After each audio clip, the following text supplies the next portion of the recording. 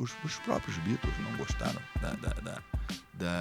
da digitalização dos seus discos. O líder do Led Zeppelin não gostou também. Aí minhas primas, né, minha prima, minha irmã, chegou lá em casa um belo dia com o disco do Tim Maia. Aí quando botou a agulha no disco, quase que dava um curto-circuito naquele LP do Tim Maia que tem Você. Aquele som, aquilo me fascinou de uma tal forma. Falei, que coisa maravilhosa, quem é esse cara?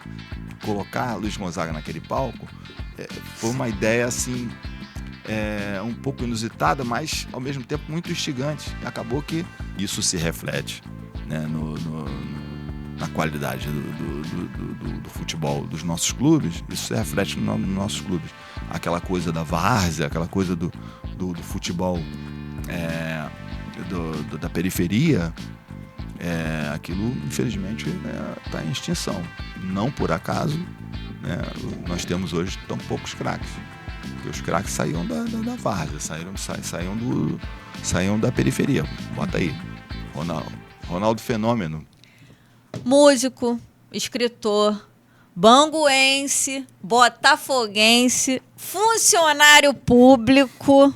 Senhoras e senhores, meu convidado de hoje é o Rodrigo, mais conhecido como Du Basconça. Bem-vindo. Eu gosto de chamar de Rodrigo, mas você prefere que eu te chame de quê? De Rodrigo ou do seu nome artístico? Primeiro, né, obrigado pelo convite, para satisfação estar aqui participando do Pod Carla, né, esse nome incrível, né, para esse programa muito legal. Então, é uma honra, um privilégio, né, estar aqui com você, Carla. Bem, Rodrigo Moreira, né, eu sou até às 19 horas. 19 horas em diante, quando costuma acontecer, né, as manifestações artísticas e tal, aí pode me chamar de Du Basconça. Eu até explicar para você rapidamente, né, como é que foi essa coisa porque, como Rodrigo Moreira, eu lancei o livro, a biografia de Sérgio Sampaio. Uhum. Então, e eu comecei a fazer coisas na música, lançando alguma coisa. Então, eu achei que primeiro ia dar confusão. Uhum. Pô, o cara é escritor ou é músico? Uhum. E também eu achei que o nome Rodrigo Moreira não é adequado, é um nome muito careta, né, para o ramo artístico, musical. Então, Rodrigo Moreira, advogados associados, Rodrigo Moreira, representações comerciais, né? Uhum. Então eu achei que era um nome que não combinava, então eu resgatei um apelido de infância. Uhum. E eu na música eu sou o Basconça e tal. Então o Basconça é só para atividade de música? Somente. Nossa, Rodrigo, você tem o conjunto que toca samba canção, né? Na verdade, eu saí recentemente do grupo Zambelê. Eu saí do grupo Zambelê, né? Uhum. Que era um grupo dedicado ao samba, não só ao samba, né? Ritmos brasileiros de forma geral, né? Uhum. Eu saí no início do ano e tal, por divergências em alto nível. Saí sem brigar com ninguém, mas a relação estava meio desgastada, então eu saí. Mas assim, no momento eu nem tô podendo tocar, porque eu contraí uma tendinite no braço direito. Então eu tô assim, afastado. Eu tô no acostamento, eu tô inclusive afastado do trabalho e tal no momento, devido a esse problema e tal. Então eu tô sem poder tocar violão e tudo. Mas eu já participei de vários grupos, né, e tudo, de música brasileira, né? Uhum. Mas você também dá uma de DJ de vez em quando. Sim. Eu trabalho com o rádio, porque assim, essas paixões, elas se manifestaram na minha vida desde cedo. Só recentemente é que eu me dei conta disso, né? De que mesmo lá com os meus 10 anos eu já estava muito ligado em música e gostando demais de rádio. Uhum. E, sabe, eu fui me envolvendo com essas coisas, então, e também apaixonado por futebol. Então, essas coisas, elas estão comigo desde a infância, já estavam lá delineadas e tal. Com 10 anos já era ouvinte da Rádio Mundial, né? A Rádio Mundial que me trouxe tanta coisa e tal, principalmente nos anos 70, a Rádio Mundial moldou, né? Moldou o meu gosto musical, né? Com as coisas que eu ouvia ali, né? Então, muito do que eu ouvia na Rádio Mundial, naquele tempo, né? Na época áurea do Big Boy, me acompanha até hoje, né? Porque na Mundial tocava música brasileira, tocava Caetano Veloso, Chico Buarque, Gilberto Gil, né? E tocava também samba, tocava João Nogueira, Paulinho da Viola, e ao mesmo tempo que também tocava Elton John, Stevie Wonder, Marvin Gaye, até um pouco de rock também, de forma que era um painel assim bem rico, e isso me marcou e me acompanha até hoje. E aí, anos depois, nunca imaginei que isso ia acontecer, claro, não podia imaginar, né? Mas eu acabei me integrando a um projeto de um remake da Rádio Mundial na internet, uma web radio chamada Rádio Mundial Rio, onde eu, por acaso, topei com esse pessoal e de 2016 para cá eu estou envolvido nesse projeto, um remake da Rádio Mundial, que é tão fiel que as pessoas pensam que é a Mundial mesmo que voltou e tal. Sério? Rádio Que legal. Mundial Rio, né? Então, mais ou menos assim minhas atividades, né? Isso decorre da paixão pela música, né? Decorre também da coisa de ter me tornado um colecionador de discos. Eu ia te perguntar isso agora, porque eu lembro de ter visto alguma coisa sua numa feira de vinil, se eu não me engano, em Bangu. Sim. Você que é o organizador ou não? Não, sou um participante. Então, ali por volta de 1973, eu ganhei meu primeiro disco. Foi um compacto, né, do Stevie Wonder, uma música que eu ouvia, obviamente, na Rádio Mundial. Uma música se chama All in Love is Fair, qualquer um pode ouvir agora, que se trata de um colosso de música que atemporal, pode ser ouvido hoje, que a sensação de estar ouvindo uma obra-prima permanece. Então, eu não sei se foi de aniversário, de Natal, perguntaram o que eu queria, eu pedi o compacto com a música e ganhei. Então, foi meu primeiro disco e ali estava começando a minha história de colecionador de discos, né? Eu lembro um pouco depois de começar a colecionar compactos dos Beatles, porque os Beatles também me afetaram muito, né? Porque a Mundial era muito voltada para os Beatles juntos e separados, né? Devido a Big Boy ser um Beatlemaníaco. Então, ali eu me lembro perfeitamente de ouvir muitas músicas dos Beatles juntos e separados, e fui pedindo que meu pai me comprasse para mim. Eu cheguei a ter 5 compactos dos Beatles, muito bacaninha mesmo, uma série assim com capinhas e tal, e a minha coleção foi crescendo. Ali por volta de 1977 eu comecei a mergulhar de cabeça no mundo do rock and roll, né? Eu comecei a colecionar discos de rock and roll. Então, me tornei também pesquisador, por causa da curiosidade e o gosto por ler a respeito dos artistas e tal. Me recordo que em 1977, a Rio Gráfica, a editora, junto com a Rede Globo, publicaram uma série chamada Rock Espetacular, série de 3 revistas. O primeiro número voltado para o rock dos anos 50, com Elvis, né? O segundo número com os anos 60, Beatles, Rolling Stones e tal. E os anos 70, o volume 3 com David Bowie, Led Zeppelin e tal. Então, eu fiquei fascinado por essas revistas que eram divulgadas tanto na Rádio Mundial quanto na TV Globo, né? Então tinha um anúncio falando da revista Rock Espetacular. Eu comprei as 3 edições e mergulhei. Então isso foi só aumentando a curiosidade, e ao ler sobre a biografia dos artistas ali, um resumo biográfico, você quer ter os discos, né? E tal, vinha um resumo assim com os principais discos. Então ali o troço foi crescendo assim de uma forma absurda. Então eu mergulhei realmente. Tinha o rádio também, tinha as rádios, né? Estou falando ali dos meados dos anos 70, né? Eu estava com 13 anos mais ou menos e tal, apaixonado por rádio e por música, e já querendo tocar guitarra e tal, né? Então eu fui eu fui estudar violão com 15 anos, né? Ganhei meu primeiro violão do meu pai. Eu sou de família de músicos. É isso, né? Que eu ia perguntar agora, se a tua família é musical. Sim. Meu pai era regente de banda, meu pai era clarinetista, regente legal. de banda, arranjador e tal. E minha irmã era pianista, minha irmã é pianista, né? Minha irmã, que é 5 anos mais velha que eu, Isabela, minha irmã, meu pai deu para ela de presente, no aniversário de 15 anos, meu pai deu um piano para ela. Uhum. Então, ela, eu, adolescente e tal, ela estudando muita música erudita. E teve a novela Bravo, né, com Carlos Alberto e Ioná Magalhães, no ano de 1975. Quem se lembra dessa novela? A novela era justamente sobre um maestro, que era o Carlos Alberto, um maestro e tal, que tinha um romance com a Ioná Magalhães, que eles até foram um casal mesmo na vida real e tal. E a trilha sonora da novela era só música erudita. Essa novela foi uma novela especial, a novela Bravo, da Rede Globo. Aí minha irmã comprou a trilha sonora do Bravo e o disco rodava lá em casa direto, assim. Então eu fui aprendendo fui memorizando aquelas músicas eruditas, né? E minha irmã passou a tocar algumas daquelas músicas no piano e tal.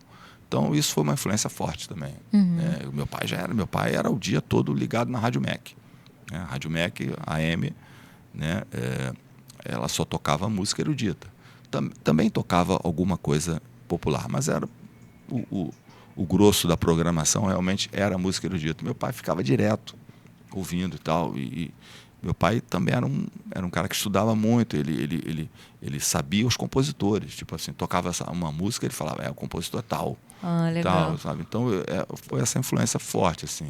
E aí o samba entra em que momento ali, para ponto de você chegar e entrar num grupo de samba, assim?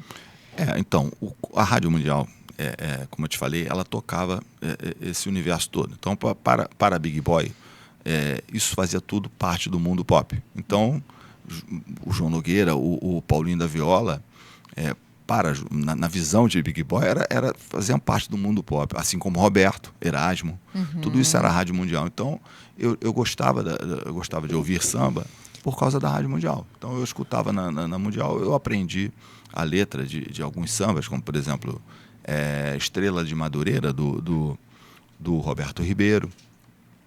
Aprendi outros sambas, sambas do Martinho da Vila, do Paulinho da Viola, Amor à Natureza, do Paulinho da Viola, 1975, porque essas músicas se tocavam tanto e a gente aprendia as letras das músicas ouvindo direto no próprio rádio. Até você pode perguntar isso para a dona Fátima Lino, que ela vai confirmar que a minha mãe, gente, é minha mãe. A gente decorava as letras de ouvir no rádio. Então, mas é claro que tocava muito, né? Então, por exemplo, eu aprendi a letra de Foi um Rio que Passou em Minha Vida. Não só eu, mas todo o povo brasileiro aprendeu a letra de ouvir no rádio, de tanto que tocava. Algumas revistas publicavam, né, as letras e tal. Tinha a Revista Amiga, tinha um pedaço lá da Revista Amiga que publicava letras de música, né? Então, vinha até no formato assim para você recortar. Aí você fazia um caderninho com letras de música nacionais e internacionais. Aí, então, eu gostava, por causa da Mundial, como eu te falei, a Mundial moldou um gosto variado, né? Um gosto eclético, né? A Mundial era eclética e ela fazia com que a gente se ligasse não apenas no Elton John, mas também no João Nogueira, também no Paulinho, né? Então, mesmo tendo mergulhado de cabeça no rock and roll, mesmo querendo ser ali por volta de 77, 78, querendo ser o Jimmy Page de Bangu, né? Eu queria ser um guitarrista e tal, né? Ainda quero, né? Ainda quero ser Jimmy Page. Aí eu fui estudar violão, mas na escola onde eu fui estudar, na escola do saudosíssimo professor Afonso Mendes, lá no centro de Bangu, no tempo que a Cônego de Vasconcelos não era calçadão, era rua. Então, eu fui estudar violão lá na escola do professor Afonso. E o professor Afonso era um purista da música brasileira, era um purista do samba. Principalmente que ele tocava num grupo de samba, grupo TB Samba e tal. Ele ele era acostumado a tocar samba em rádio e televisão. Tipo assim, o conjunto dele acompanhava de vez em quando Alessi Brandão, acompanhava o Candeia e tudo mais. Aí o professor Afonso, né, cheguei lá para estudar violão, ele me botou para tocar samba. Que bom, né? Que aquilo deu uma mexida na minha perspectiva. Eu fiquei 2 anos lá e aprendi muita coisa com ele. De vez em quando ele também passava alguma coisa de música internacional, mas na forma de solo. Então ele tinha um esquema bem dele lá, que ele escrevia, por exemplo, a gente aprendia Michel, dos Beatles, Michel. Então, solo de violão, não o acompanhamento, né? Porque ele achava bonita a música, então ele ensinava, mas era uma concessão. O que ele fazia mesmo era o que ele queria mesmo, que a gente aprendesse música brasileira. Tudo bem, que bom, né? Aí os primeiros grupos que eu participei era tocando rock mesmo, toquei muito blues, tocando guitarra e tal, né? Até mais ou menos o final dos anos 80. Aí, quando eu fiz 30 anos, eu me converti definitivamente ao som brazuca, né? Então eu passei a tocar só som brasileiro e assim, uma vez por ano, quando dá, eu toco guitarra e vou tocar algum rock assim e tal, tipo em algum evento, uma festa de algum amigo roqueiro e tal. Mas eu me sinto melhor hoje, me sinto muito bem tocando samba e tocando chorinho. Eu costumo até dizer que para mim tocar samba e tocar choro é como jogar bola. Para mim a sensação é a mesma, é muito divertido. Ai, que bom. E me explica uma coisa. Assim, o pessoal de casa que está te conhecendo agora, ele é biógrafo do livro do Sérgio Sampaio. E uma curiosidade que me tomou é o seguinte, Rodrigo.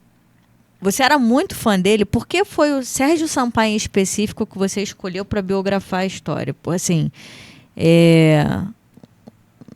por que ele e não outro? Me explica um pouco disso, por Novamente, favor. Rádio Mundial. Então, ali onde eu escutei Sérgio Sampaio, lá nos anos 70, na Rádio Mundial. Então, me recordo de 1973, a Mundial tocar bastante. Já havia tocado Bloco na Rua demais, que foi um sucesso nacional. Realmente, até hoje é uma música muito executada. Sim. Agora até regravada e tal, mais regravada. Então, naquele tempo, o Bloco já tinha feito um sucesso realmente massivo assim e tal. E a Mundial começou, porque Big Boy gostava dele, gostava de Sérgio Sampaio. Então a Mundial começou a tocar outras músicas de Sérgio Sampaio, entre elas Cala a Boca Zé Bedeu, um samba extraordinário que foi sucesso também, né, na Mundial, né? Então os ouvintes da Mundial conheceram muito bem Cala a Boca Zé Bedeu, né? Eu vou para o Rio de Janeiro ver os scratch brasileiros, julgar e tal. Então o Sérgio Sampaio me chamava atenção, né? Ele era um personagem singular naquele cenário, naquela constelação de grandes nomes, que a concorrência era forte naquele tempo. Tinha muita gente boa. Então, pensa aí, os mineiros, né? O Clube da Esquina, né? Começando ali, né? A despontar. Você pensa também os nordestinos pop, Fagner, Alceu, né? O Geraldo Azevedo, eles todos aparecendo e tal. E aqui no Rio, Sérgio Sampaio, Luz Melodia, né? João Bosco, Raul Seixas. Bom, pensa aí, Secos e Molhados, Novos Baianos, tudo isso na mesma época. Então era um cenário fora os monstros sagrados, né? Fora Chico Buarque, fora Caetano e Gil, também bota aí Edu Lobo. Era uma cena sofisticada. Pensa em Sai Guarabira. Ai, amo. Sabe? Então, eu já fui a uns 3 ou 4 shows dele. Não tem noção. Eu também gosto muito. Gosto muito. Só que eles tocam mais em BH, né? Aqui no Rio é muito difícil. Né? Atualmente já fizeram muito. Mas, então, naquele tempo, essa era a cena, sabe? Era uma cena, era uma constelação. E Sérgio Sampaio chamava atenção ali, chamava minha atenção. Cala a Boca Zé Bedeu, um samba realmente com gíria, sabe? Quando está desesperada, fala para chuchu. Quando abre a matraca, logo vem o sururu. Tudo isso é gíria. Então, ele passava uma coisa assim, sabe? Uma coisa esperta, assim. Parecia um cara... ao mesmo tempo que a figura dele era uma figura, assim, de uma contracultural, né? O cabeludão e tal. Era peculiar essa mistura, né? Ele parecia um hippie e cantando samba. Sabe? Isso era uma coisa muito instigante. Isso me chamava a atenção dele. Aí, anos depois, uns 2 anos depois, a Rede Globo... Não, aliás, perdão, a Som Livre, a gravadora Som Livre, que fazia parte, né, do Sistema Globo, ela lançou um disco chamado Convocação Geral, que era com compositores fazendo músicas novas para o Carnaval. Então, o Sérgio Sampaio participou do volume 2 com uma música chamada Cantor de Rádio. Aí a música entrou na programação da Mundial e ela tinha um refrão que chamava muito a atenção. Tomou o bonde errado e foi para o Encantado quando ia para o Leblon. Entrou no tom errado e foi cantando fado quando o samba começou. A música, já gostei da música, né? Já gostei, era uma marchinha e tal. E na propaganda que ia ao ar, tanto na TV quanto na Rádio Mundial, o cantor de rádio era a música que fechava a propaganda. Então aquilo ajudou a ficar com esse refrão. Então esse refrão grudou na minha cabeça. Aí na época um amigo meu falou, como é que canta aquela música que fala que tomou o bonde errado e foi pro Encantado e tal? Aí é Sérgio Sampaio. Não é Sérgio Sampaio, não, é Jardim Macalé. Eu falei, não, rapaz, é Sérgio Sampaio e tal. Me lembro dessa conversa entre eu e um amigo meu. E ficou, Sérgio Sampaio ficou na minha cabeça. Mas ele foi um personagem, né, bastante... que ele, assim, o único momento em que ele ficou muito em evidência foi com o sucesso do Bloco na Rua. Depois a carreira dele foi ficando uma coisa alternativa, underground, assim, e tal. Ele ficou um personagem assim, muito fora da mídia e tal. E eu até esqueci dele durante um certo tempo, até que lá nos anos 80, ouvindo a Rádio Fluminense FM, a maldita, uma vez entrevistou o Sérgio Sampaio. Aí a Fluminense começou a tocar o disco novo do Sérgio Sampaio naquela época, que era um disco independente chamado Sinceramente. Aí eu voltei a prestar atenção e voltei a me interessar pelo trabalho do Sérgio Sampaio. Só que aí, para comprar os discos, ali em 1982, 83, estava muito difícil. Os discos dele são totalmente raridade. Tudo difícil. Até o Bloco na Rua era difícil de achar. Então eu fiquei um tempão querendo encontrar o material dele. Quando encontrava era uma fortuna, os discos e tal, compactos. E tinha música que só tinha sido lançada em compacto. E eu fiquei naquela, né? Mas Sérgio Sampaio, durante os anos 80, era um personagem raro. Era um cara muito fora. Assim, e parecia que... então, nós que éramos fãs, né, gostávamos dele desde os anos 70, a gente achava que ele deveria estar mais presente e tal, mas era desse jeito. Os shows eram raros e tal. Aí, já nos anos 90, por uma coincidência, eu fiquei sabendo da morte dele, que me surpreendeu. Acho que foi em 94. 94, exatamente. Aí, estava trabalhando com uma colega minha que me deu a notícia. Ela falou, você sabia que Sérgio Sampaio morreu? Como assim? Não sabia. Não, e tal, o meu ex-marido era muito próximo dele, acompanhou tudo, aí começou a história. Ela foi me falar quem era o ex-marido, Sérgio Natureza, o letrista, compositor. Mentira! Sério? Sérgio Natureza. Aí ela, vou te apresentar ele. Aí fui conhecer Sérgio Natureza, aí fui me inteirando no que estava já acontecendo, que era um projeto de resgate, Balaio do Sampaio. Ele já tinha até o nome para o projeto, né? Uhum. Então, eu me envolvi nessa história. Não foi uma coisa isolada, não foi uma iniciativa isolada, foi uma coisa casual, foi uma obra do acaso, né? Mas não foi algo assim que partiu de mim individualmente, vou fazer. Não, eu conheci as pessoas que já estavam o Sérgio já estava com um projeto delineado, já tinha até nome e tal, e eu acabei me integrando a esse projeto, né? Como eu falo, o Sérgio Sampaio morreu muito esquecido, que ele estava assim, parecia que ele não tinha existido, né? Parecia que ele não tinha tido uma carreira e tal. Então, o que é lamentável, porque com a qualidade do trabalho dele, ele deveria, quando faleceu e tal, ele deveria ter, na estante da música brasileira, ele deveria ter a prateleira dele lá garantida, mas não era isso, ele estava muito esquecido. Realmente foi necessário um trabalho de resgate, né? Como eu te falei, em 1982 já estava difícil de achar os discos dele, em 94 era impossível, sabe? Era muito difícil. E não tinha nada em CD, por exemplo, CD já estávamos vivendo a era do CD. Eu pensava assim, pô, se não tinha vinil, em CD então não havia qualquer perspectiva. Então foi um trabalho que foi feito, né? E aos poucos a obra dele, que é pequena, foi sendo lançada em CD e, né, aí teve o advento do YouTube e com isso aí, com o YouTube agora, qualquer música de Sérgio Sampaio que você quiser, é só botar lá que você vai ouvir. Então, mas você não tem vontade de escrever um outro livro sobre alguma outra pessoa? Por exemplo, você tem a paixão do futebol e paixão por Bangu, futebol e bairro, né? Sim, assim, eu não me vejo, Carla, como escritor, né? Eu escrevi um livro, mas eu não sou escritor, né? Então, Não, tu é escritor. Eu sou mas assim, eu não me dediquei a esse ofício, de verdade, né? Eu sou pesquisador, isso sim. Assim, eu me vejo como pesquisador, embora pesquisador diletante, não sou aquele pesquisador que com uma formação de historiador, não. Eu fui me tornando pesquisador em decorrência de ser colecionador, né?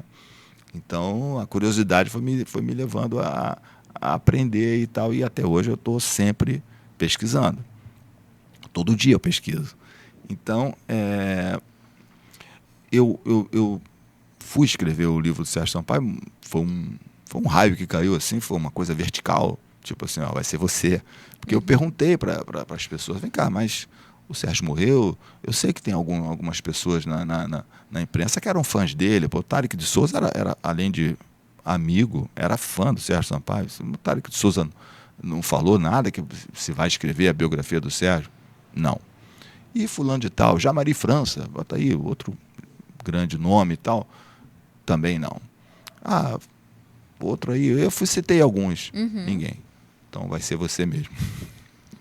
Sérgio Natureza me falou assim, vai ser você. Eu falei, pô, então tá, né? Eu passei a acreditar naquilo e mergulhei realmente na tarefa de escrever a biografia, pesquisar e escrever, né? Então, foi uma experiência muito importante para mim, assim, ter feito esse trabalho. Aconteceu que lá, alguns anos depois de eu ter lançado o livro, o Renato Pial, violonista, que foi acompanhante do Sérgio, né, a vida toda e tal, estava com o Sérgio quando o Sérgio Sampaio cantou o Bloco na Rua no FIC de 72. O Renato Pial, que depois acompanhou também Luz de Melodia a vida toda, também foi da banda Vitória Régia com Tim Maia, também tocou com Raul, com Jardim Macalé, enfim. Tá na estrada até hoje, graças a Deus. O Renato Pial, ele chegou para mim em certa altura e falou: pô, Rodrigão, tô querendo escrever minhas memórias, cara. Tal. Falei, o que você acha? Falei, acho legal, pô. Aí começamos a fazer as entrevistas, né? O livro seria do tipo Eu e Eles. Por quê? Ele, assim, além da sua competência como músico, aconteceu dele também, assim, dele estar no lugar certo, de acabar participando de momentos importantes da carreira de vários artistas. O primeiro deles foi ninguém menos que Luiz Gonzaga. Então, o Piau, recentemente chegado do Piauí, não preciso nem te dizer que o apelido dele é Piau, porque ele é natural do Piauí. Então, ele, em 72, ele está no Rio de Janeiro, não tinha tocado com ninguém importante ainda, aí o Torquato Neto, o saudoso poeta tropicalista, arranjou para ele ser um dos músicos da banda do Luiz Gonzaga numa turnê, numa temporada no Teatro Teresa Raquel. Luiz Gonzaga volta para curtir. Era um negócio interessante porque o Luiz Gonzaga, né, o Luiz Gonzaga era assim, uma figura muito ligada à tradição, né, da música nordestina, e o Teatro Teresa Raquel era um teatro de vanguarda, era um teatro de hippie, era um teatro do teatro avançado, moderno e tal. E de forma que colocar Luiz Gonzaga naquele palco foi uma ideia assim, um pouco inusitada, mas ao mesmo tempo muito instigante. E acabou que a temporada do Luiz Gonzaga foi um sucesso no Teresa Raquel, com gente como os Novos Baianos na plateia e tal. E lá estava o Piau. Então, começa assim as memórias do Piau, né? Começa o primeiro capítulo do livro, que acabou não sendo lançado, era assim, No Palco com o Rei do Baião. Aí o Piau me contava tudo, como é que foi para ele estar ali tocando com aquele mito que era Luiz Gonzaga, naquela figura, né, tão representativa do Nordeste e tal. O Luiz Gonzaga é um vulto, né, da cultura brasileira e principalmente da música nordestina, um vulto da cultura nordestina, o Luiz Gonzaga. Então estava lá o Piau, com 20 e pouquinhos anos, tocando com o Luiz Gonzaga. Então o livro era muito legal. O livro era do tipo Eu e Eles. Uhum. Aí o segundo capítulo era ele com o próprio Torquato Neto. E depois ele com Raul Seixas. O livro todo já está escrito ou não? Ou pararam eu escrevi 40 páginas. Rodrigo, vamos lá. Não, o que aconteceu? Aí, eu nunca consegui entrevistar Luiz Melodia. Porque Luiz Melodia era muito difícil de entrevistar. Uhum. Então, eu não consegui. Eu tentei, foi tentado de várias formas e não consegui. Infelizmente, Luiz Melodia faleceu em 2017, aí o livro ficou inviável, né? Além de, porque já não tínhamos Tim Maia no livro, que seria, porque já era uma lacuna muito grande. Já visto que o Piau tocou muito na banda Vitória Régia. Já não ter o depoimento do Tim Maia já era uma... E não ter o do Luiz Melodia tornou o livro inviável. Não, mas será que não tem alguma pessoa naquele mesmo contexto que não possa trazer insumos sobre... Não, certamente. Alguns também já foram embora, né? Infelizmente já morreram também, né? O guitarrista Perinho Santana, infelizmente, ele também já faleceu. Eles tocaram muito juntos, né? Inclusive o disco de maior sucesso do Luiz Melodia, sucesso comercial, que é o Acústico MTV, foi com eles dois. O Piau e o Perinho juntos nos violões. É só isso. É o Melodia e eles dois. Gravado no Teatro Rival, foi um sucesso tremendo. Eu cheguei a entrevistar o Perinho Santana, mas era necessário muito mais material, muito mais história, porque eles viajavam, excursionavam também para o exterior, sabe? Enfim, ficou uma lacuna e também o Piau também desanimou, de forma que seria o segundo livro. Seria assim, eu cheguei a trabalhar nisso. E estava gostando, estava ficando legal. Estava ficando muito legal o livro. Mas foi para a gaveta. Ficou na gaveta e tudo bem. Não, mas fica aí a ideia. Vai que pinta uma terceira ideia sua com relação a uma terceira figura aí. Pode acontecer. E se não fosse uma biografia? Já parou para... É porque você já falou que não... assim, para te falar a verdade... É escritor, mas não é escritor. Eu sou pesquisador, mas eu também arrisco meus réis versinhos, né? Também, de vez em quando, eu tenho alguma coisa, eu tenho um materialzinho que daria para fazer um livro. Eu, na verdade, já esbocei isso aí. Mas não seria um livro só de versos, não. Seria um livro de escritos, porque eu escrevo, de vez em quando eu escrevo paráfrases, né? Eu escrevo... Também eu me dedico a escrever palíndromos, né? Eu sou um palindromista bem tímido. Eu escrevi mais ou menos uns 20 palíndromos até agora. Explica para o pessoal de casa o que é um palíndromo. Bom, então, o palíndromo é uma frase que pode ser lida do final para o começo, da direita para a esquerda, e ela vai ser exatamente igual. né? Palíndromo é isso. Deixa eu dar um exemplo aqui de um palíndromo. Daqui a pouco eu me lembro de um exemplo. De um palíndromo tem vários, né? Inúmeros, assim, e tal.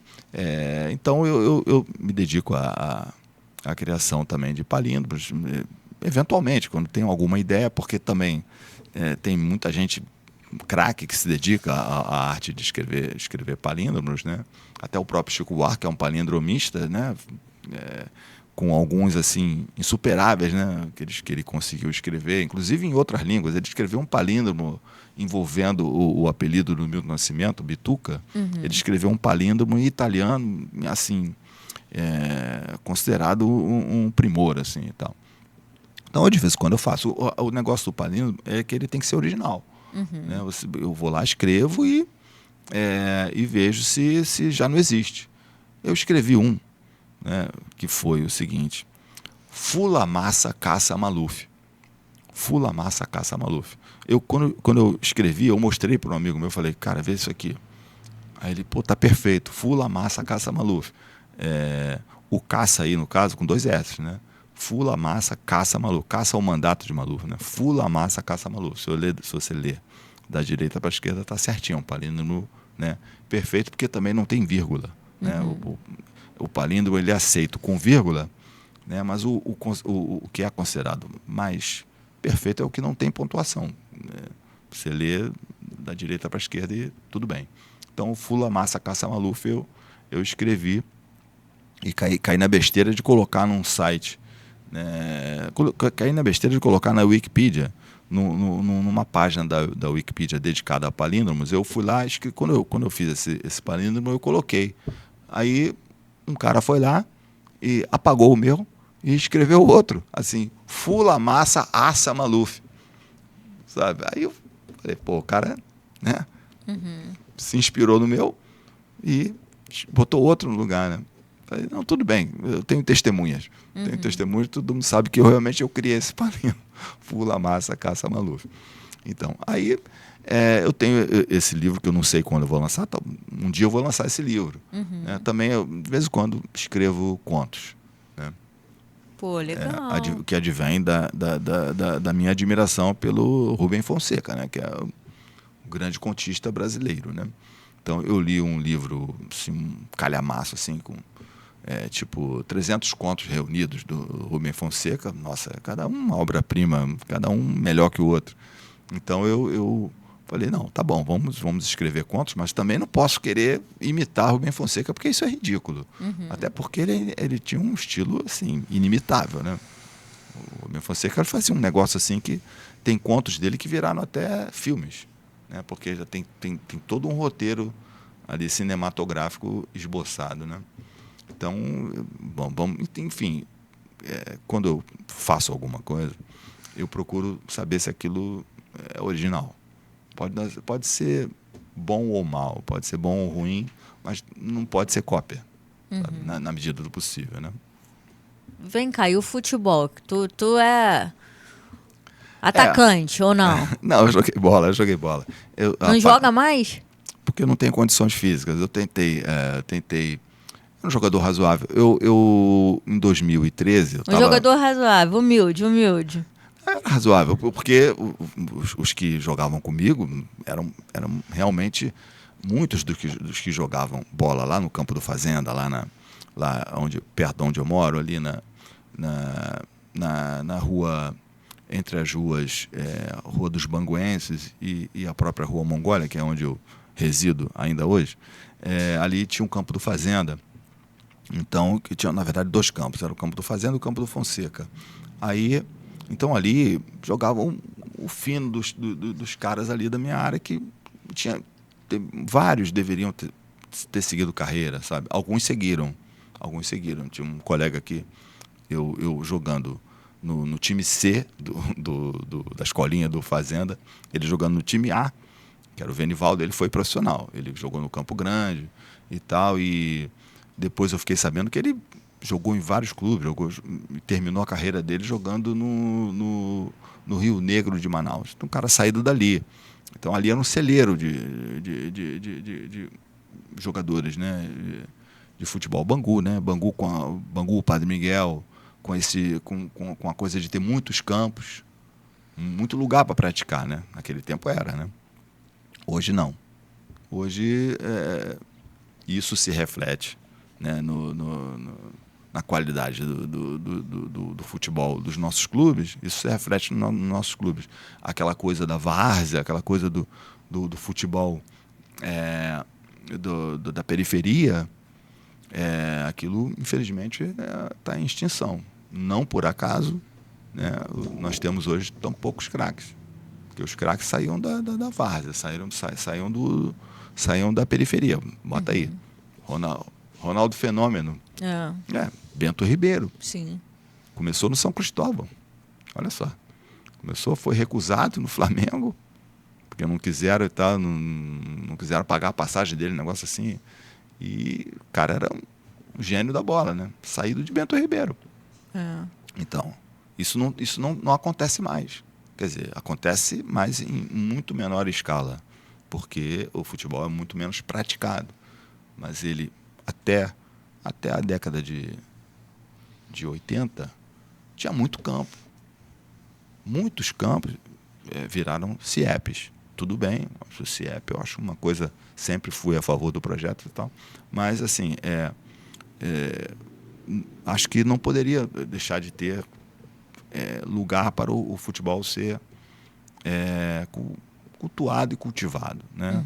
Então, diminuíram os locais para a prática. Então, isso faz com que a garotada tenha que ir para as escolinhas de futebol. Aqui na General Canrobé tem uma, né? Tem uma Porque escolinha. na região tem bastante. Lá onde eu moro, em Realengo, também perto tem uma do Fluminense, tem... Isso agora entrou no lugar. Vai ter agora uma do Flamengo no shopping de Bangu.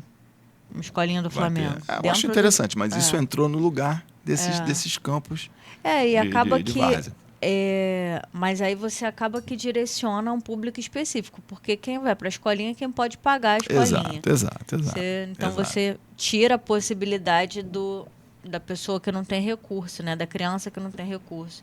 Mas assim, independente dessa questão profissional, tu não bate bola aí não? Quarta-feira, casado, versus solteiro? Não, aí vou te falar. Então, em 2013, eu estava, né? Ia fazer 50 anos. Aí eu estava com aquela nostalgia, né, tal, de querer resgatar alguma coisa, né, da adolescência, mocidade. Então eu fiz uma preparação, né, comecei caminhando, né, aí depois eu fui intercalando a caminhada eu caminhava 2 quarteirões, corria 1. Aí depois eu fui aumentando, até que depois de 6 meses eu consegui voltar a jogar bola, mas assim, eu jogava 10 minutos e saía, entendeu? Jogava 10 minutos, dava 2, 3 passes e pedia para sair, porque não dava, não tinha, eu ia morrer dentro do campo, mas eu tava melhor, dava para jogar, entendeu? Eu satisfiz a minha vontade de voltar, voltei ao campo do Fazenda, tal, joguei lá com o pessoal, né, com muitos do meu tempo, né, ali, isso foi muito legal para mim. Mas aí também aconteceu, eu senti uma fisgada, né, na panturrilha, e aí eu tive que parar e fui para... Aí começou a minha jornada pelas clínicas fisioterápicas. Né? Em 2013, naquele ano mesmo, eu fui tratar então dessa fisgada na panturrilha. E aí eu parei, né? Aí não consegui mais voltar. Aí eu continuei assistindo os jogos lá dos veteranos lá da Rua Mongólia, mas eu ficava lá de fora gritando, né? Volta, não sei o quê, e tal. Ficava lá de fora e tal. Não posso falar aqui, né, as palavras, né? Eu falava, né? Volta e tal. Então, mas eu participei durante mais um tempo e tal. E foi muito bacana isso aí, porque muita gente que eu cresci junto e tal, né? Ali que o futebol era uma coisa que fazia parte da nossa vida, realmente, né? Da vida de todos nós ali, adolescentes, né? Ali nos anos 70, e também das gerações passadas, né? Do pessoal mais velho que nós, que jogavam ali todo final de semana. Então, É, o e campo... parece que Bangu é o berço do futebol, né? Pelo que não sei se, aliás, me responda você se realmente é o berço do futebol ou se a gente puxa um pouco de sardinha aí pro nosso lado. Bom, o Beto, né? O Beto do Grêmio Literário, que é o grande responsável por essa descoberta aí. O Grêmio Literário o Grêmio Literário José Mauro Vasconcelos, em Bangu, cuida da memória do bairro e da memória de toda a região, não só de Bangu, mas de toda a Zona Oeste. Então, o Beto, ele conseguiu a carta que um marinheiro escreveu pedindo autorização para a rainha para trazer uma bola, né? Então, isso aí era a comprovação de que a bola veio a bola chegou em Bangu pelas mãos desse marinheiro. O Beto me mostrou a carta. Ele, não, consegui aqui uma cópia da carta e tal. Falei, cara, coisa impressionante e tal. Então, isso tudo em torno da criação da fábrica Bangu. Em torno da fábrica Bangu. Então, depois ele aprofundou a pesquisa e acabou chegando à conclusão que o Thomas Donahue, né, que está lá, tem um busto dele lá no shopping Bangu, o Thomas Donahue teria trazido, né, e aconteceu então a primeira pelada entre funcionários, né, da fábrica Bangu, gringos e brasileiros, teria acontecido então a primeira pelada disputada, o primeiro racha disputado, né, no Brasil teria sido ali onde hoje é o shopping Bangu, né? Então, você mora a vida toda em Bangu, já nasceu aqui? Não, eu fui morar em Bangu em 69. Eu tinha 6 anos, né? Entregando aqui a minha idade e tal. Mas eu fui para Bangu em 69 e cresci, né? Cresci em Bangu, ainda moro lá na mesma rua. Saí, fui morar em outros lugares, né? Já morei em Cascadura, né? Bairro mais trash do Rio de Janeiro, né? E também morei em Bangu em outros endereços e tal. Mas basicamente minha vida sempre foi na Rua Mongólia, né? Onde eu cresci e tal. Mas assim, eu acho, Carla, que embora eu seja, né, carrego minha identidade suburbana e da Zona Oeste, eu acho importante dizer isso porque os bairros no Rio de Janeiro, eles têm cada um sua identidade, sua cara. Entendeu? Bangu não é igual ao Realengo. Não é. Não é. Assim como também Bangu não é igual a Campo Grande. Tem semelhanças, claro, mas não é igual totalmente. Engraçado, eu acho Campo Grande muito diferente de todo o restante da Zona Oeste. Exatamente. Porque o pessoal fala assim, Bangu, fala, Campo Grande, como se Campo Grande fosse colado em Bangu. Mas não, entre Bangu e Campo Grande tem um monte de subbairro que... Né? Tem, tipo, várias micro-regiões ali. Sim. Então, acho que Campo Grande, assim, geograficamente é Zona Oeste, mas eu acho que é outra parada. Assim. E Campo Grande cresceu de tal forma que ele tem uma estatura de um município. Ele já era para ter se emancipado, né? Porque ele é muito grande mesmo. Muito. Cabe acho que, não sei ao certo, mas acho que cabe 2 Bangus em Campo Grande. É mesmo? Certamente. Certo, mas Campo Grande é muito grande mesmo. Eu vejo que em Campo Grande tem muitas regiões assim ainda não habitadas. Isso que eu acho curioso. Às vezes tem pedaços de Campo Grande ali que parece que a gente saiu do Rio de Janeiro. Parece que a gente está assim num lugar que eu fico assim, gente, chegou luz aqui, será? Sabe? Tem umas partes assim bem... Lógico, não tô falando de partes isoladas. A gente sabe que Campo Grande tem toda uma parte urbana. Tem o centro de Campo Grande, tem o calçadão de Campo Grande. Não é disso que eu estou falando. É porque quando você vai...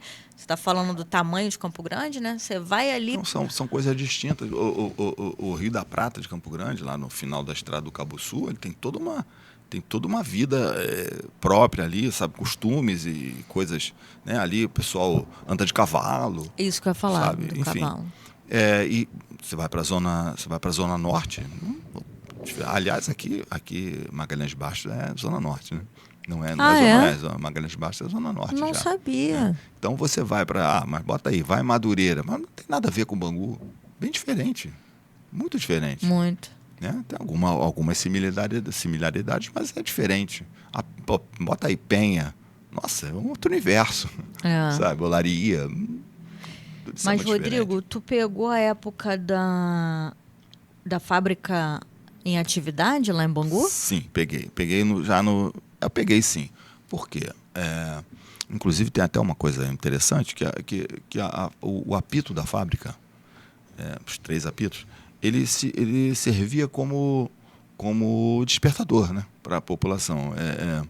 Ele não só ele servia para acordar os operários, mas todo o restante dos moradores se orientavam pelos apitos da fábrica. Né? O primeiro, né, bem cedinho, não sei, acho que era...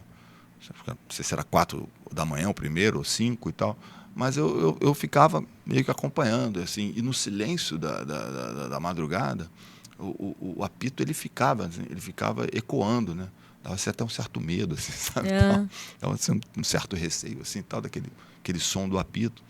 Mas, enfim, eu peguei bastante a fábrica Bangu ainda. Amigos meus trabalharam na fábrica e também até parentes. Inclusive nos últimos anos da fábrica, né? Já no final dos anos 80, quando ela já estava já nos seus estertores, ela ainda funcionava parcialmente ali, ali onde é o shopping, né? E tal. Então, a fábrica eu peguei bastante ainda. Da fábrica. E aquela...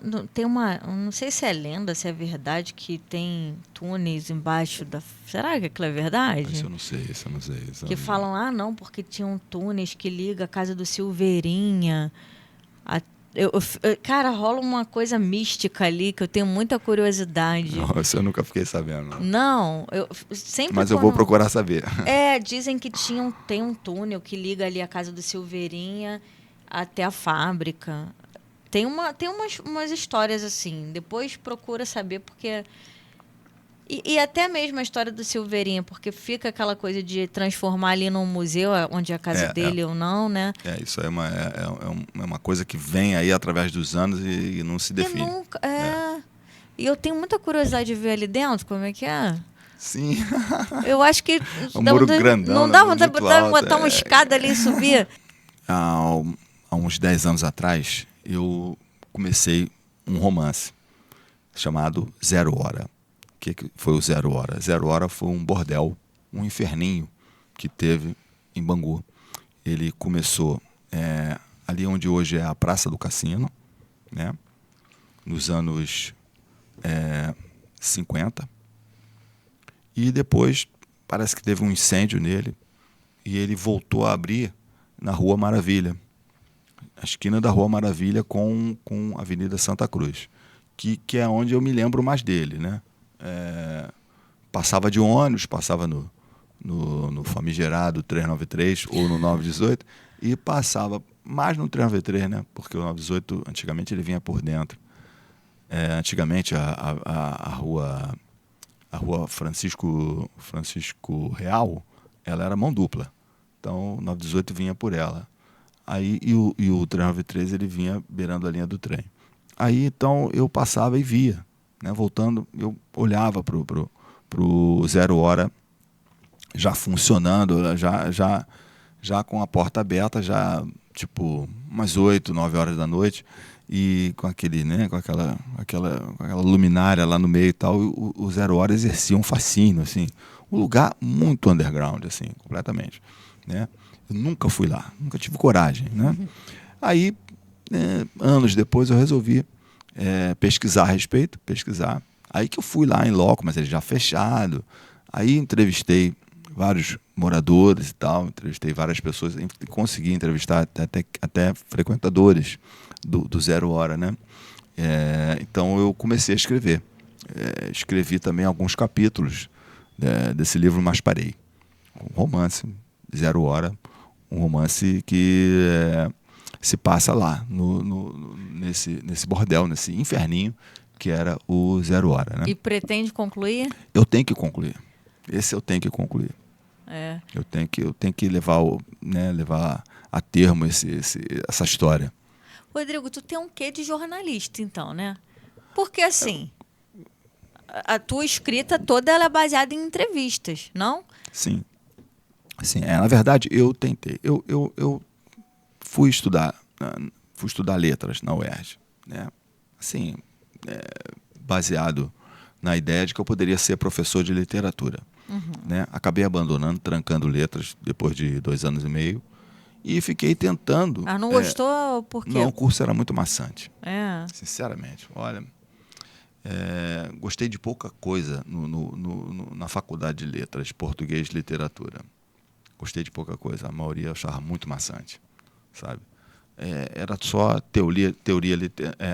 não teoria literária, não. Era técnica de composição oral escrita, que era a famosa redação, essa achava ótima. E a própria literatura brasileira mesmo, e outras matérias, tipo antropologia, que era muito legal. Então, mas a outra parte, a parte mais teórica, eu achava muito maçante. Linguística. Eu tentei fazer letras também, mas caí nesse... Foi parecido aí, com a mesma coisa que você está falando. Eu tranquei e nunca me arrependi. Aí eu tentei me transferir para comunicação. Eu tentei, mas não consegui. As matérias, não tinha poucas matérias coincidentes, então eu nunca consegui. Aí eu fiquei fazendo vestibular, fiz uns 2 ou 3 vestibulares para comunicação e não passei. Aí desisti da ideia de ingressar em comunicação, que seria realmente minha inclinação maior. Seria, né? Acabei que fui mexer com rádio e tal, porque nos lugares onde trabalhei, as pessoas falavam que eu tinha voz de locutor, que não sei o quê. Trabalhando no comércio, né? Trabalhei em loja de disco, né? Então, eu trabalhei na Gabriela Discos do Barra Shopping ali, e de vez em quando ia alguns famosos, até gente da Rede Globo passava por lá, gente de rádio passava por lá. Então, um deles falou para mim, você podia ser locutor e tal, você tem que procurar. Falei, pô, amigo, mas o senhor não pode me apresentar alguém? Não, só estou te falando isso, vai lá e tenta. Tá bom, eu fui em vários lugares, bati em várias rádios, fiz testes em várias rádios, né? Não consegui nenhuma, né? Um deles, eu me lembro, um dos testes que eu fiz na antiga rádio Del Rey, que depois virou a Rádio Panorama e depois virou a rádio MPB-FM, na frequência 90.3, né? Então, a Del Rey FM, eu fui fazer teste lá para o locutor, uma certa vez lá. Era lá na Urca. Aí eu cheguei lá, olha, tinha assim uns 10 assim, esperando para fazer. Cada um que entrava era um melhor que o outro, assim, cada cara fabuloso, assim, entendeu? E além de boa voz, caras com bossa. Falei, gente, um cara desse tá aí no acostamento, coitado de mim. Eu fui lá fazer, já nervoso pra caramba, já entrei derrotado para fazer. Já achei que não dava para mim realmente.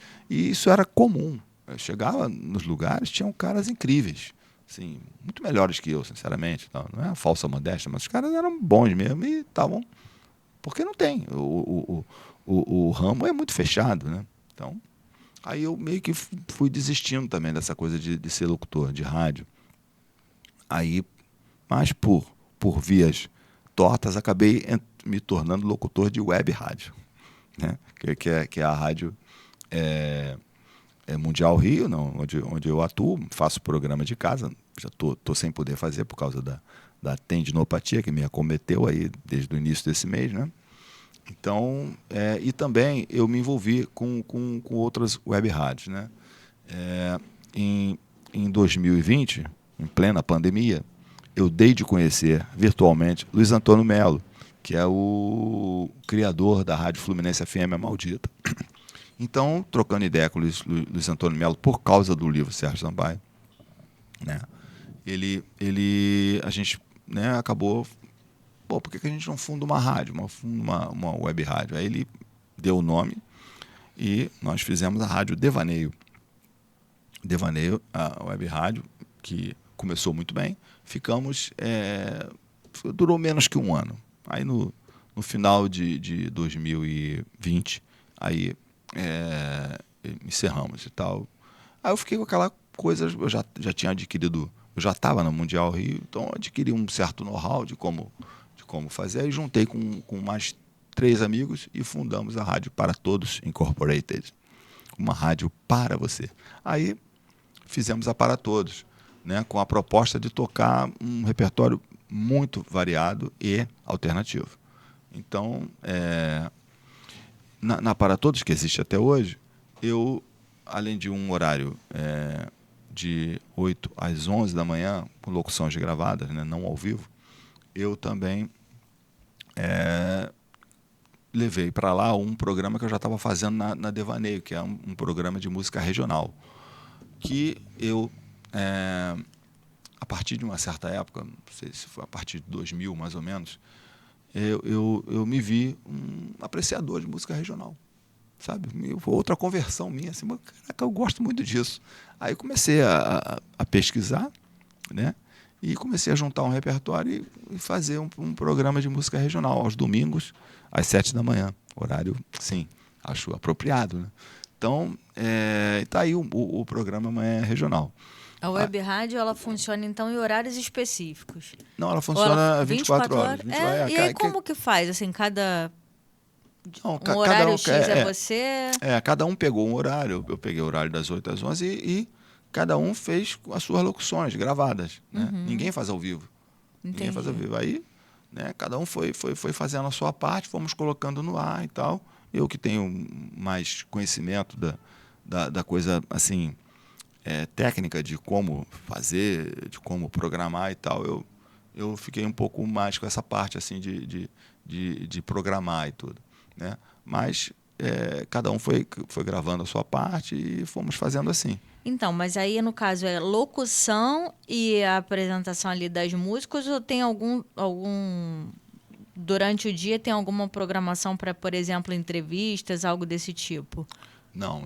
É só música mesmo. É só música e eventualmente sim, porque eventualmente nós fizemos entrevistas, eventualmente damos notas de shows. Né?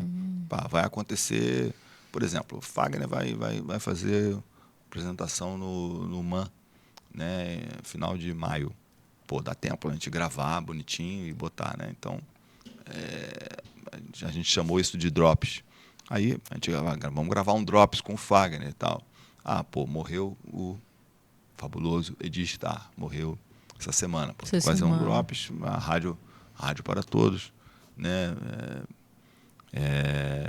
Lamenta profundamente e tal, um drops com o Edi Star. Então a gente estava fazendo muito isso, mas tivemos várias baixas, né, do grupo inicial que estavam, que eram 5 pessoas na verdade, eu e mais 4. Uma faleceu, 2 saíram porque depois de um ano quiseram sair e tal, e entraram outros, mas essa parte de fazer essas inserções, ela está bem reduzida mesmo, é bem pouco, né?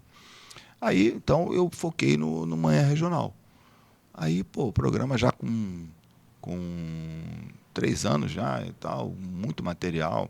Eu faço tem um amigo meu que é um colaborador, né? O Jorge da Paixão. Aí, eu falei, poxa, cara, vou colocar no Prêmio Profissionais da Música. Prêmio Profissional da Música, né? Todo ano ele faz um apanhado assim do Brasil todo, o prêmio é muito abrangente, porque ele envolve não só cantores, compositores, instrumentistas, arranjadores, mas também produtores de show, escolas de música, sabe, é uma gama muito, muito variada de profissionais da música. Aí, inclusive, tem a categoria web rádio e programa de web rádio. Eu falei, vou botar o Manhã Regional. Aí, botei, tal. Primeira fase, foi indicado, beleza, indicado, Manhã Regional. A segunda fase, votação aberta ao público. Eu falei, ótimo, vou chamar meus amigos, né? Chamei todo mundo, inclusive minha querida Fátima Lino. Aí as pessoas foram lá, votaram, também passamos. Fomos para a semifinal. Semifinal com o conselho, né? O conselho sensorial deles lá e tal. Eu falei, vamos ver agora, né? Então, mas só em ter chegado à semifinal, já estava alegre, já estava contente. Aí passamos, estamos na final. Na categoria web rádio, na categoria programa de web rádio. Então, estamos lá, o programa Manhã Regional está lá, com mais 4 concorrentes, né? Então, legal. Então, eu achei isso muito, muito bacana, porque é um reconhecimento, né? Significa que a gente não é totalmente louco, né? Então, não, alguém está achando, alguém tá dando valor ao que a gente está fazendo e tal. Então, o programa tem uma audiência, tem pessoas que curtem e tal, fazem pedidos, e a gente vai colocando lá o material que toca. E quando sai o resultado Vai ser em 26 de junho. Caraca, longe. É em Brasília. Ah, minha mãe comentou alguma coisa aí de Brasília. Exatamente. Sendo que eles não vão divulgar os vencedores. Então a pessoa tem que ir. Tem que ir lá. Então, aí euzinho, vou lá em Brasília, vou aproveitar, vou visitar meus parentes e, pelo menos, vou sair de lá com uma menção honrosa, né? Tal. Mas eu achei legal. Eu já estava querendo ir a Brasília mesmo, então eu vou lá. Ô, Rodrigo, tu tem vontade de transformar, de repente, já que você tem web rádio, você tem vontade de ter o teu programa de... Por exemplo, um podcast, já que você tem o viés ali jornalístico, você tem vontade de ter o teu podcast, por exemplo? Eu ainda não pensei nisso, tá? Assim, eu sou muito lento, né, com essas coisas, né? Com as inovações. Eu demoro a chegar lá. Eu vou vendo e tal. Eu ainda não consegui, né, imaginar isso, né? Eu acho que eu até poderia, sabe, ter um canal para comentar sobre música, né, principalmente, né? Que a música que é minha praia mesmo, né, e tal.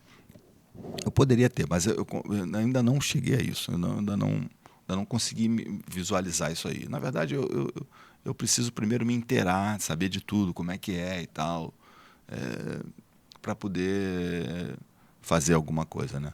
Mas eu vou te falar ainda sobre o Manhã Regional. Então a gente toca, né, os expoentes da música regional, como Almir Sater, Renato Teixeira, bota aí o Renato Braz. Eu amo o Renato Braz. Ele é muito bom. Mônica Salmazo, né? Sai Guarabira, Xangai, Elomar, né? E mais, fui descobrindo muita gente nova fazendo música regional. Novos violeiros, novos trovadores, cantores, compositores, grupos de violeiros, orquestras de viola, sabe? Um material muito rico, é muito interessante. Eu não sei se eu estou falando besteira, tá? Mas o filho do Vital Farias, eu acho que ele tem tocado. É outro também que a gente sempre tocou. Vital Farias sempre tocamos no Manhã Regional. E vários outros, o Dércio Marques. Eu não sabia desse. Eu vou ter que escutar, porque, cara, é assim, é 7 da manhã, que é um horário proibitivo, quebra, né? Porque, mas ele tem uma reprise. Tem uma reprise às 11 horas. E qual é o dia? É domingo. Todo domingo às 11 tem a reprise, é isso? Tem domingo às 7, com reprise às 11. Não, eu vou ter que ouvir, porque todo mundo que você papai, falou aí, né, eu tô machucado, tô com o braço, né, com a tendinite, eu não tô podendo fazer o programa. Não tô podendo. Então, tá sendo reprisado, tá sendo... Não, mas tá bom, porque todos os nomes que você falou aí eu tenho profunda admiração, então eu já sei que eu vou ficar... Uma boa, o repertório é bem legal, sabe? Então, bota aí, acrescentar aí TT Espíndola, Teca Calazans, tanta gente, e olha, fica legal pra caramba. A gente vai né, fazendo um rodízio, né, e tal. Tem um cara também maravilhoso, assim, chamado Paçoca, que é um compositor de São Paulo. Esse cara é sensacional, cara. As músicas dele são incríveis. Bota aí também Pena Branca e Chavantinho. Né?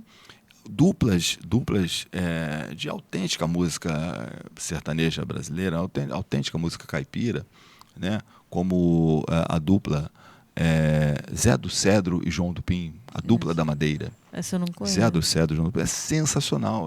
As músicas são incríveis, uma melhor que a outra. Sabe? Então, para mim foi muito instigante me enveredar por esse material. Tem gente antiga também, gente dos anos 70, como o Jereba do antigo grupo Ben Degó, né? Tem o Cirino, o cearense, né? Que veio junto ali com o pessoal do Ceará. O Cirino também é muito legal. Olha, tem bastante gente.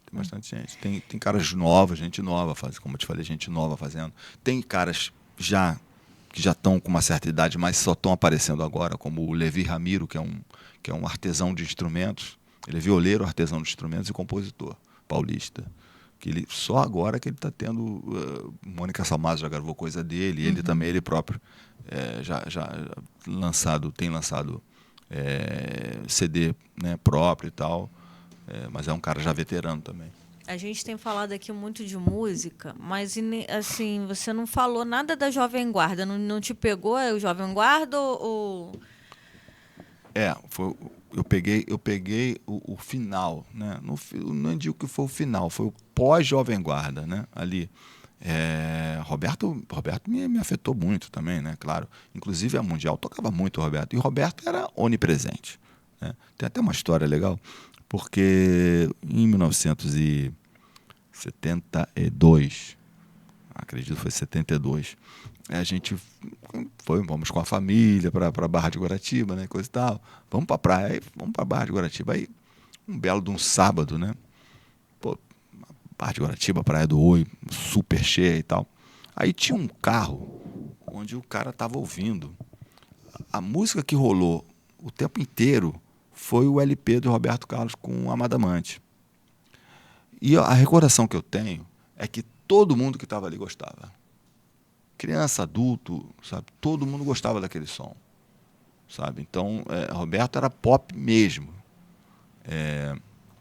Então, eu me recordo muito bem devia ser uma fita cassete, né? Porque, tipo assim, o cara abriu assim a mala do carro e deixou o som rolando e era ali aquele disco. O disco tem detalhes, né? Tem Amada Amante e tal, Todos Estão Surdos. Olha, que disco bom, né? Que disco bom. E aquilo, o Roberto me marcou, assim, né? E como te falei, após Jovem Guarda, né? A Odair José, bota aí. Eu também sempre fui um curtidor do som do Erasmo. Sempre gostei muito das músicas do Erasmo. E também Renato e seus Blue Caps. Por quê? Aconteceu uma coisa interessante, né? Eu descobri a Rádio Mundial por causa da minha irmã e da minha prima que morava com a gente e tal. E minha irmã é 5 anos mais velha que eu. Minha prima ainda é um pouco mais velha que minha irmã. Aí, elas, jovenzinhas, descobriram a Mundial e começaram a ouvir o Show dos Bairros na Mundial. Aí, minha irmã não demorou a descobrir uma música do Renato e seus Blue Caps, chamada Isabela, que é o nome dela. Então, que mistério tem Isabela? É tão linda, é tão bela, e não quer me namorar. Então, ela ficava esperando tocar essa música no Show dos Bairros para depois ela ir para a escola. Então, aí ela ia embora e eu continuava ouvindo a Rádio Mundial, graças a elas. Então, eu descobri a Rádio Mundial, descobri o Show dos Bairros, achava muito bacana aquilo. E, então, Renato e seus Blue Caps, que eram da Jovem Guarda mesmo e tal, mas que estavam ali, né, no pós-Jovem Guarda, fazendo sucesso. O Jerry também, o Vanderlei Cardoso com Doce Doce Amor, né? Essas músicas tocavam muito no rádio naquele tempo. The Fevers com Mar de Rosas, né? E Vem Me Ajudar, né? 2 músicas tocavam demais no rádio, e a minha preferida, né? Ninguém Vive Sem Amor, tal linda balada. Agora eu queria lembrar a minha favorita, porque assim, meu marido é músico e tem, às vezes eles fazem um especial de Jovem Guarda. E aí tem uma que quando eles esquecem de tocar eu fico chateado, mas não vou lembrar agora também. Pois quando eu lembrar eu te mando no Instagram. Esse disco, a explosão musical do The Fevers, esse disco foi sucesso mesmo. E Vem Me Ajudar, que era uma versão de uma música chamada Give Me Some Help. Aliás, o The Fevers tinha muita versão, tanto eles quanto o Renato. Aí, a gente, lá na praia de Grumari, meu tio, né, pegou aquela estrada sinuosa que ia para Grumari, né? Aí ele ia parando, né? Ele ia parando para admirar a paisagem, tal. Aí um pôr do sol maravilhoso, ele parou e estava tocando Vem Me Ajudar com o The Fevers. Aí quando chegou naquela parte que o cara fica sozinho na bateria, aí meu tio falou para mim, me amarro nessa batida de caixa desse cara e tal. Sabe, era uma coisa da época, muito popular. Muito popular. Isso me afetou, isso me marcou também, né? Depois, The Fevers, muitos outros sucessos, e até hoje a minha preferida é Ninguém Vive Sem Amor, E o Renato, depois, muitos anos depois, Renato e seus Blue Caps gravaram uma música chamada Eu Não Aceito o Teu Adeus. Lindíssima balada do final dos anos 80. Tocava muito. Aonde? No Mundial. Então é isso. Sabe, isso tá assim, tá entranhado na minha pele, isso aí, sabe? Aí, bom, eu ia te falar, falei do... você falou da Jovem Guarda. Eu queria te falar uma coisa também. Outro advento na minha vida foi Tim Maia. Aí minhas primas, né, minha prima, minha irmã, chegou lá em casa um belo dia com o disco do Tim Maia. Aí, quando botou a agulha no disco, olha, quase que dava um curto-circuito naquele LP do Tim Maia que tem Você. Olha, aquele som, aquilo me fascinou de uma tal forma. Falei, mas que coisa maravilhosa, quem é esse cara? E tal, sabe? Porque era outra coisa assim, o Tim era pop, né? Dava para imaginar que ele tinha uma influência da música americana e tal, mas ao mesmo tempo Tim era brasileiro, sabe? Tim era nosso. O som do Tim era um amálgama, né? Então eu sei que quando esse disco ficou rolando na minha casa, assim, durante um bom tempo, assim, a gente ouvia de ponta a ponta, sabe? Canário do Rei, Coronel Antônio Bento, sei o quê, e principalmente a música, né, Você, né? Então, olha, aquele som, aquilo foi um deslumbre para mim, eu com 10 anos de idade. Deus, que coisa maravilhosa! Que cara é esse? Quem é esse cara? Aquilo era um sucesso também, irresistível, assim. Tim Maia era um popular pra caramba, ao mesmo tempo que também soava vanguarda, também soava para frente, sabe? O cara era uma força da natureza, sabe? Então esse disco do Tim Maia e os outros também, os seguintes, ele me marcou muito, muito. Assim, esse disco rolava lá em casa. A gente tinha poucos discos, né?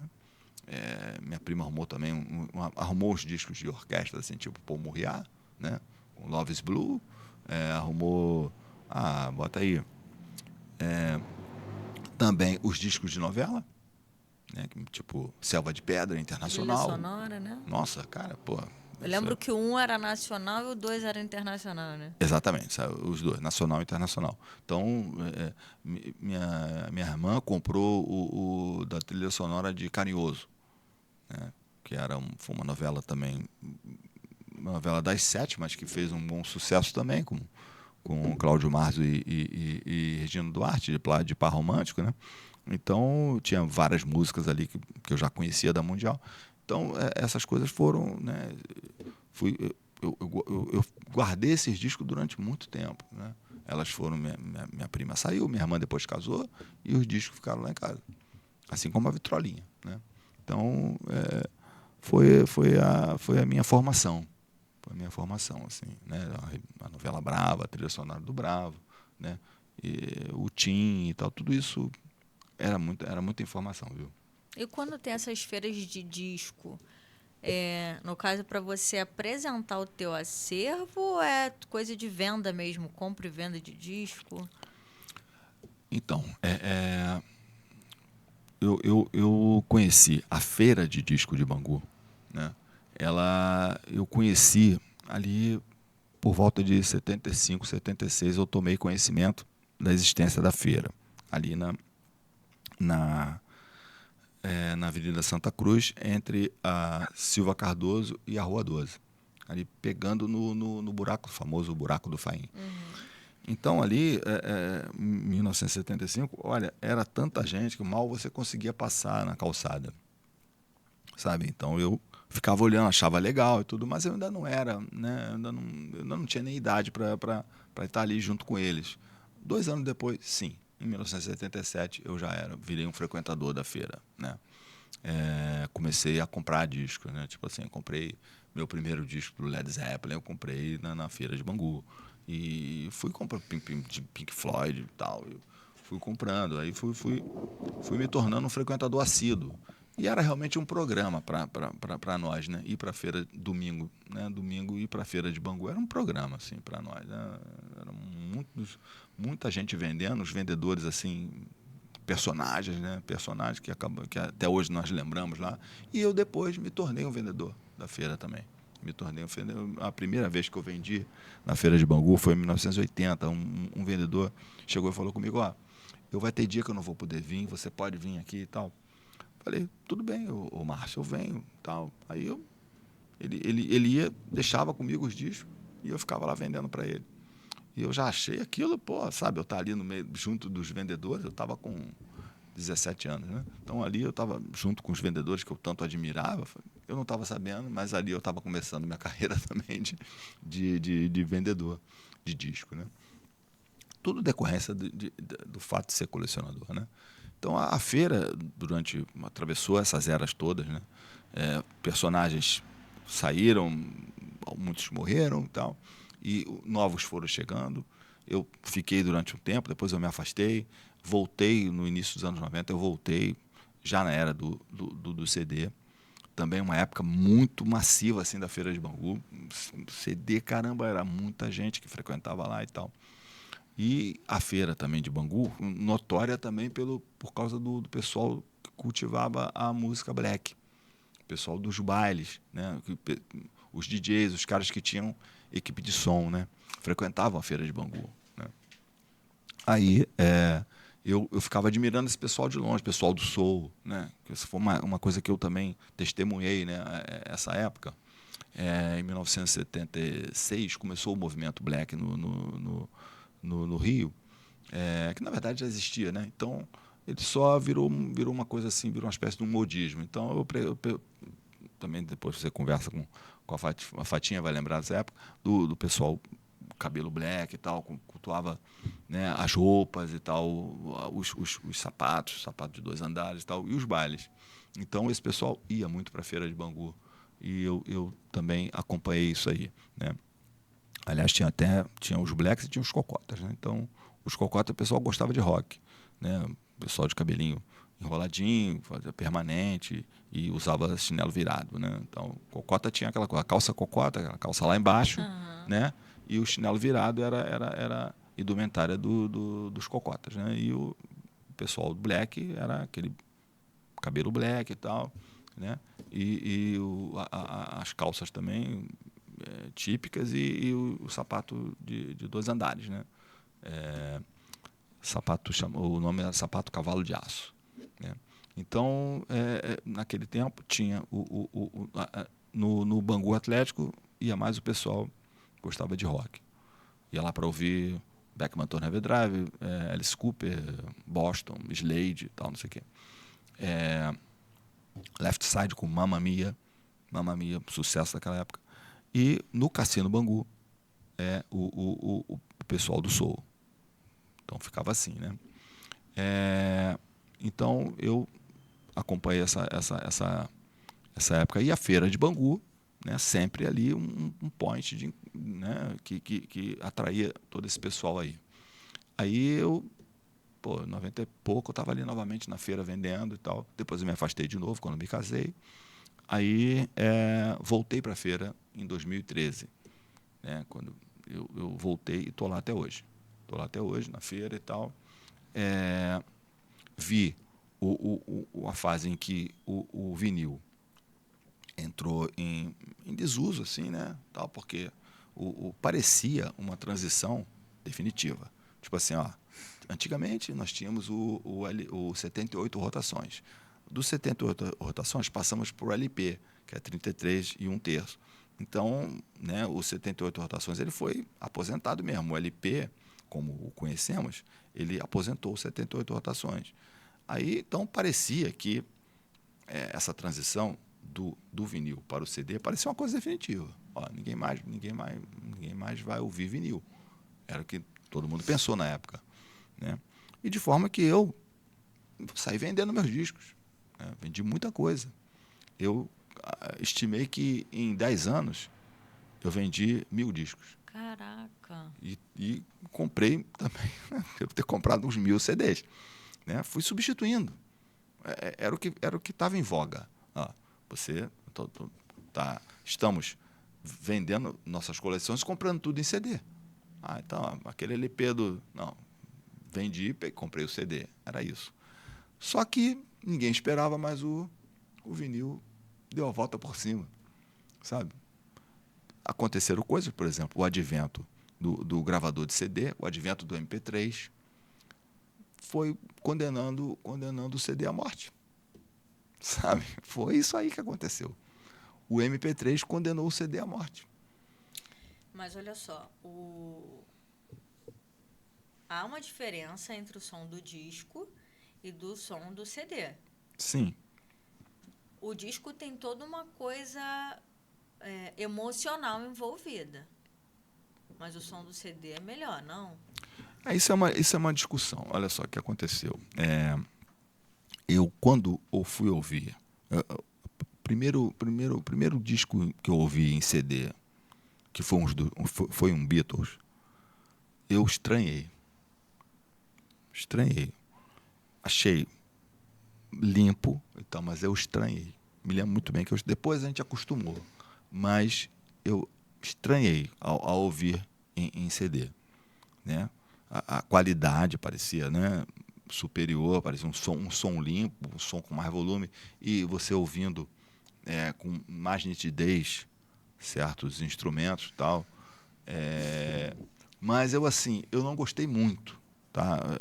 Mas como eu te falei, depois a gente se habitua e tal. Depois eu me habituei e também, isso aí estou falando do começo do CD. Depois é que surgiu o MP3.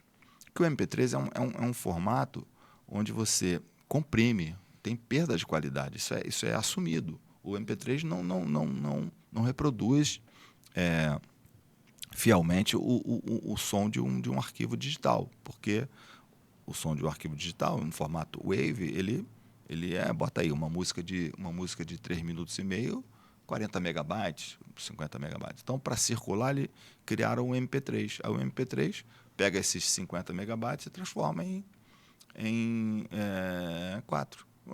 3,7 megabytes, sabe? Mas com perda de agudos, com perda de graves, com perda, sobretudo, de médios. Mas o ouvido também acostumou. O ouvido também, quando eu escutei os primeiros MP3, eu falei, meu Deus, mas é isso aí e tal. Depois você habitua. Depois você vai se habituando.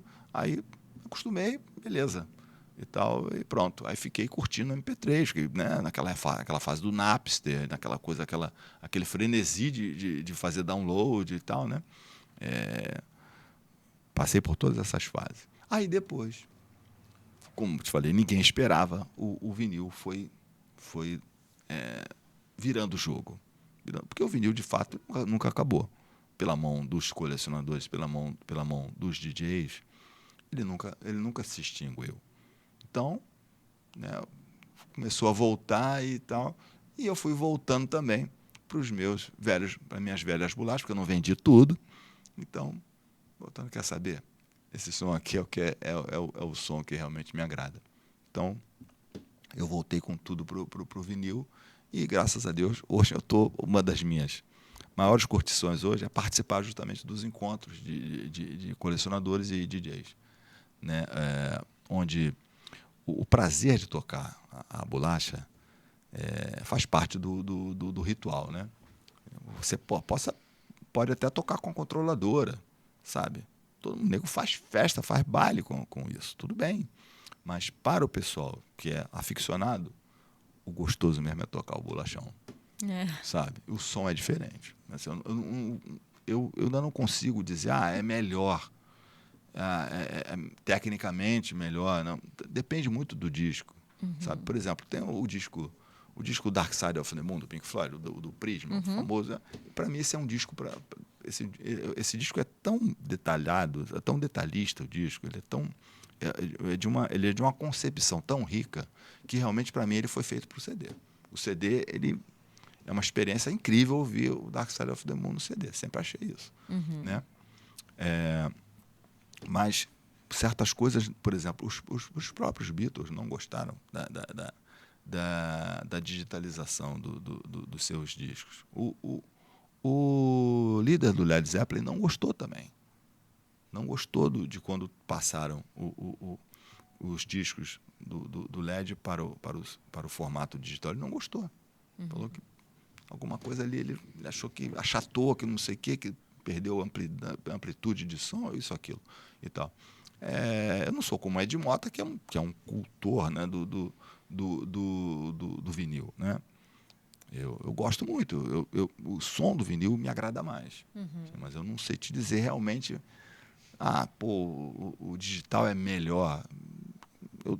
Em alguns exemplos eu acho realmente que é melhor, sim, em alguns casos, né?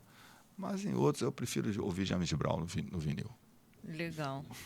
Rodrigo, quero agradecer tua Pô, já estamos presença. acabando. Olha só, eu Já. faço só mais uma coisinha. Ah, Então, o meu lance de compositor que eu estou lançando um trabalho, né? Eu e um amigo meu, o Rogério Batalha, poeta, letrista e tal, o Batalha, nós começamos a compor juntos, né? Ali por volta de 1996, 97, começamos a fazer música juntos. Ele, hoje, ele é um letrista já bem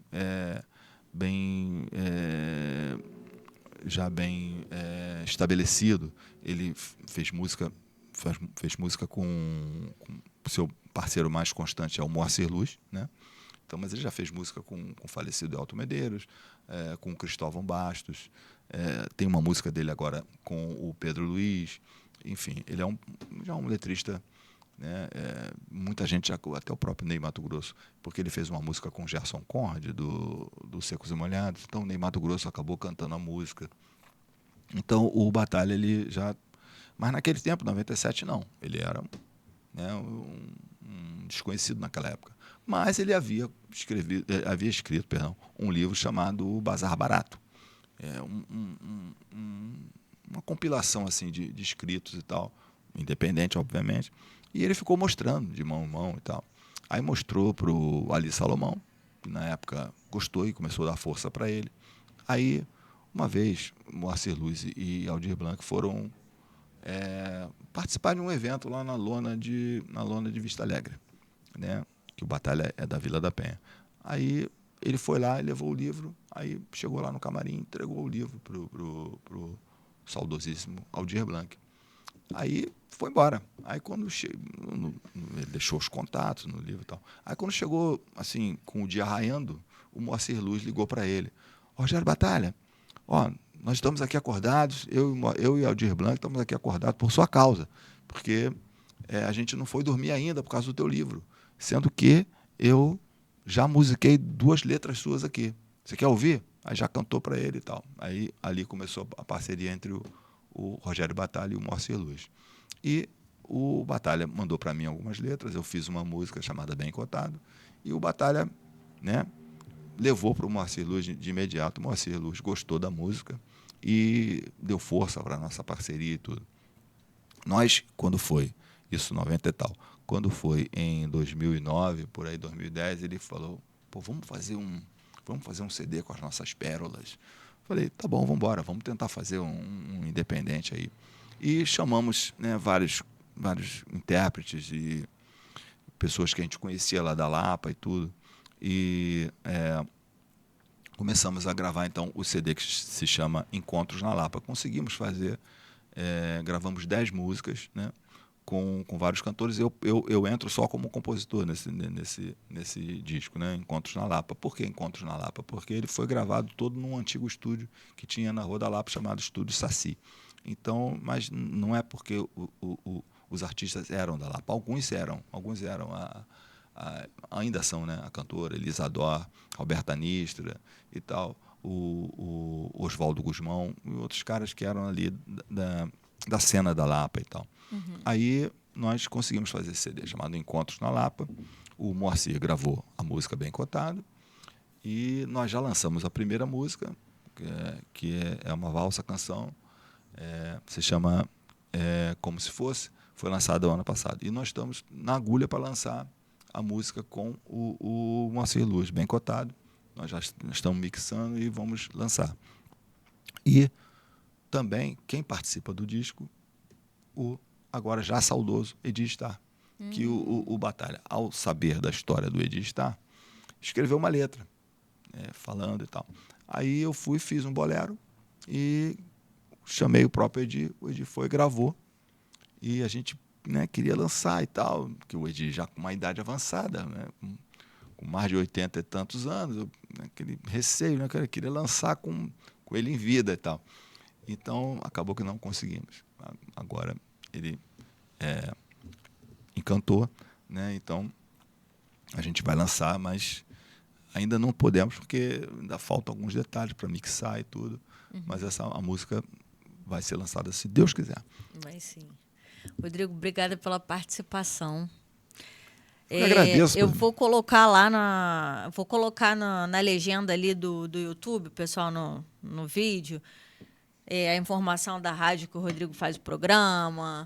Vou colocar algumas informações que acabaram passando batida aqui por falta de tempo, mas vou deixar por escrito lá. Sim, ó. E também, para quem quiser a biografia de Sérgio Sampaio, 3ª edição, eu quero botar meu bloco na rua. Tem é só me achar no Instagram, né? Que é rodrigomoreira.g. Então ali vocês me encontram ali, mandam uma mensagem, mandam uma DM ali e a gente desenrola para quem quiser adquirir o livro. Obrigada mais uma vez, pessoal. Quarta-feira que vem estamos de volta. Obrigada pela audiência. Beijo grande.